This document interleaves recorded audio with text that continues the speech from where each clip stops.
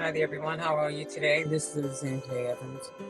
My reason for reaching out to you today, very simple, very simple. I just engaged in a conversation with a young lady, and I thought it was very, very interesting. I wanted her to really pay attention to the fact that she's a very special person in relationship to family members, her legacy, and things along that line. Now, why am I bringing this to you? Because we are facing certain kind of times. And one of the things that I was looking at was she actually has grandchildren and great grands. So in my world, that says that she understands that those grandchildren and great grands are her legacy and that she has to provide them with certain pieces of information that's going to help them to really acclimate and move on, move up, have a way of holding on to who they are and also going within themselves to find out what is their gift. They came here with gifts, and we have to make sure that they are able to use those gifts because that's what's going to help them navigate and really become fully the person that they're here to be. The gifts. And if you don't know what your gift is, then you need to take a moment, just a little moment, and sit back and think about what were you doing at 4 years old? What were you doing at 5 years old? What were you doing at 6 years old? Okay.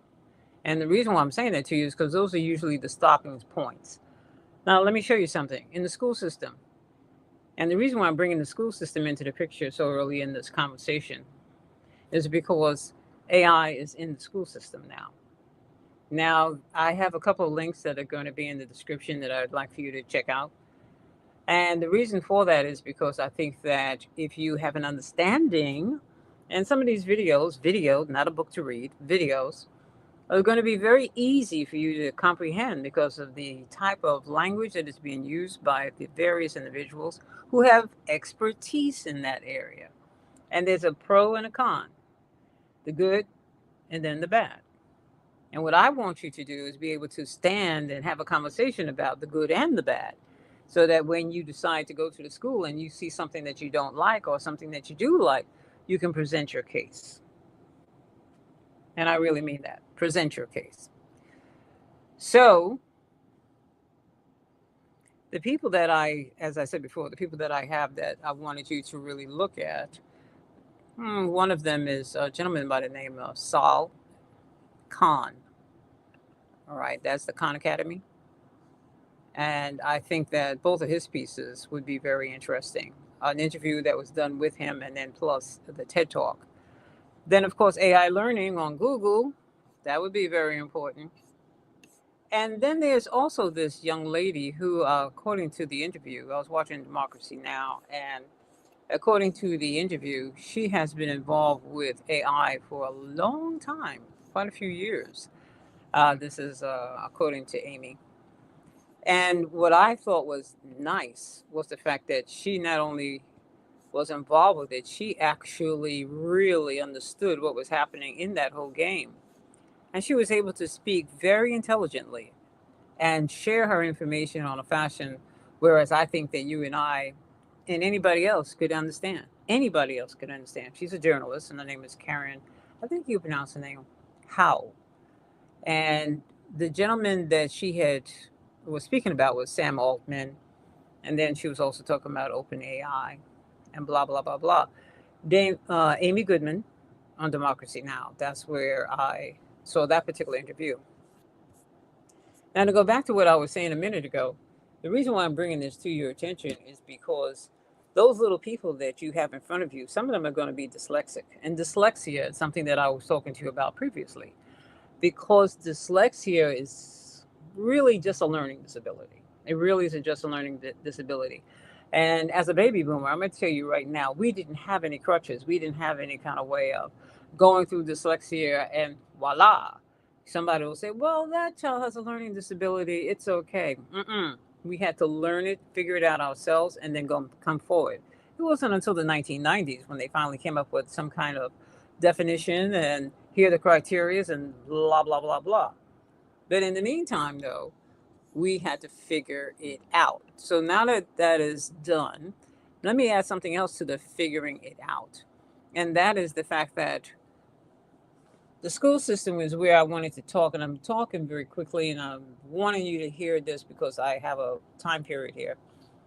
Now I have to go do something else. But anyway, I wanted you to know that when you have a school system where they hold the children over in the fourth grade, they hold them over in the seventh grade. Fourth grade is usually about 9, 10 years old. Seventh grade is usually anywhere between 11 and 12 years old. Very important, pivotal times. Oh, blah, blah, blah. Dick dong.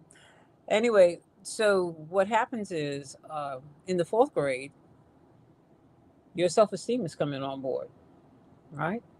Your self esteem. 7 years old, 8 years old, 9 years old. 7 years old, that's the age of reasoning. 9 years old, you're still for the late bloomer, that's the age of reasoning also. But when they hold you back at that point, you might think, oh, well, it's only the fourth grade. Well, what's the big deal? Because it's going to have an important or bear fruit when that child hits high school. Because either the ninth grade, they're going to feel like a super freshman, or when if they continue on, they get into the 12th grade, then they're going to feel like a super senior. Not going to work. They might not graduate. But that 9 year old is also going to be carrying whatever the burden is that was involved with him being or she being held back. Now, were they held back because they were dyslexic? Were they held back because it was a personality conflict? Were they held back because of the teacher knowing the power of the pen? We don't know. It depends on the circumstances. Each one is different. Now, the same thing applies to the seventh grader. The seventh grader is 12 years old. I told a young lady that was 13 years old, I could have sworn she was 15, 16 years old, but she was 13 years old, tall and built like a stack of Bibles. I say that as a compliment to her, not as anything that's derogatory. Okay. But the thing about it was, mind and body weren't on the same level. So now you have a child that has those kind of attributes. She's in the seventh grade, and then she has to repeat the seventh grade. So that means that when she gets to the eighth grade, ninth grade, and 10th grade, she's going to be older than everybody else in the class. Once again, there's that self esteem thing. Now, the piece that most people aren't talking about is the fact that at 12, yeah, 12 years old, if there's anything crucial that happens, let's say, for example, you're the child's grandparent, whom that child might have loved very dearly, all of a sudden transition. If that child's grandparent dies or transitions, and nobody's standing there to help that person, that little person, bridge that gap, understand what just happened, and that she's not left alone, now you have another problem on your hand because she's been abandoned and she'll carry that. So these things people don't think matter, but guess what? On a job interview, it'll come across real fast. And that is the whole point of me going back here in this particular direction. It's just to let you know that those formative years, that early childhood education, that early childhood development is real. And you get to see it when that person goes into the older ages, even you as an adult. There's something that in your background, maybe you're a guy that happens to like women, and these women might not be very positive towards you. Maybe it's because you like women because you watch how your mother was treated. Okay, if your mother was treated nicely, then you like women. If your mother was treated hard, very negatively, you might want to overcompensate and get a girl that you can probably be involved with that'll be a lovely, lovely person, but instead she's not. She has other criterias, and something along those lines might transpire, or the reverse. I'm talking to male too, or the reverse. All right. So when something like that happens, where do you think it comes from? It just came out of the blue, out of the sky? No, they saw it. Between 0 and 9 years old, you see everything. And you also implement everything. And that's also where your abandonment issues come from as well. And a lot of other things. But I'm just talking very surfacely right now. One of the things that I wanted you to do, though, was to pay attention. If you have a child that is going to be in school in September and they are going to be dealing with AI, first time in the boat, AI, find out what is going to be the criteria. How are they going to be judging that? Will you be able to come to the school and just check it out? Will you be able to talk to anyone? What is going to be the stipulation that is going to be required of this child? And if you don't know, you better know, because I don't think the playing field is going to be leveled. What I mean by that is this: if you are in a financial bracket that you can afford to attend or send your children to a private school or a school such as a Montessori school, and if you don't know what that is, look it up. If you can send your child to that kind of school, know for a fact your child will be okay. If they're in a private school that's really working with the students, same story. The child will be okay. If I went to private schools, I got a different spin on private schools. All right. But I'm saying if the playing field is leveled in a private school and they're really conscious about the children, you don't have nothing to worry about. But if you come from a disenfranchised community, which is the masses of the population, what's going to happen with that AI thing? Case in point, in the description, I have a person in there that I want you to listen to. Any one of those interviews will give you an idea of what is getting ready to happen and how to prepare yourself. And also, you can stand from a position of knowing, well, I know that I know that I know. Or, and if I don't know, then I know how to research it and find out what I need to know.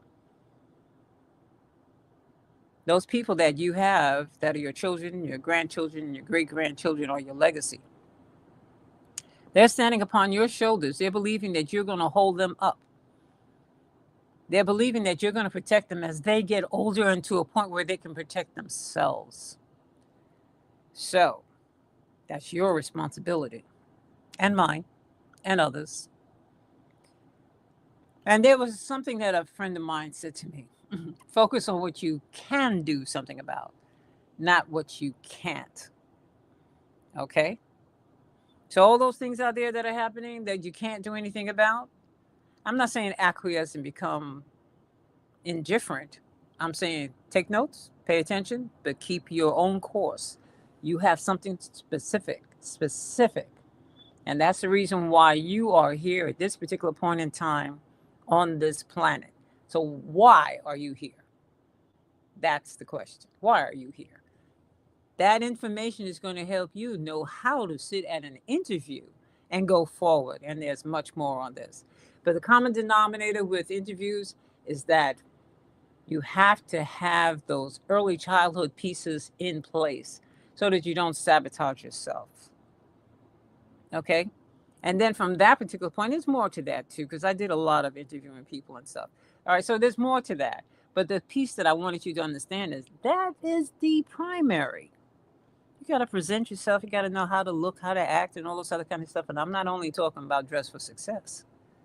I'm not only speaking about how to handle a conversation or the strategy or to use critical thinking or anything along those lines.